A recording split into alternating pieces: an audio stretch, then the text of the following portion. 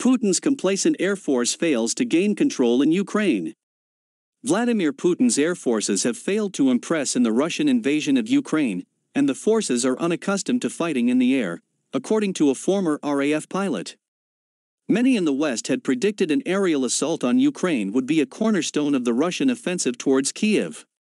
But Russian aircraft have been conspicuously absent from Ukrainian airspace. Former RAF pilot Andy Netherwood attributed this, for the most part, to Russian inexperience in dominating the skies during a conflict. He told the Telegraph, "Russia has been hindered by complacent and arrogant planning in the air domain as much as in the land.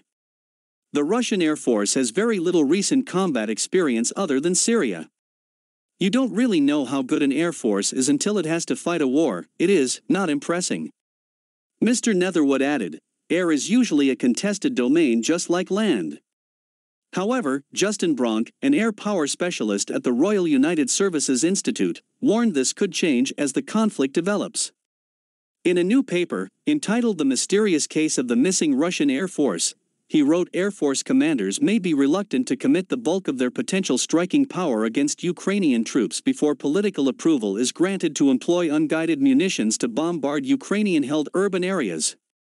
He added, "This indiscriminate form of air attack was standard practice for Russian and Syrian Air Force operations over Aleppo and Homs, and unfortunately is likely to be employed by the Russian Air Forces over Ukraine in the coming days." Mr. Bronk continued on to caution that Russian attacks on Ukraine could easily turn into a protracted campaign.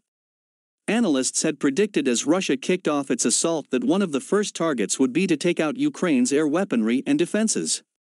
But Russia's absence in the skies has mystified experts, with one high-up U.S. defense official offering up one explanation. They told Reuters, "They're not necessarily willing to take high risks with their own aircraft and their own pilots.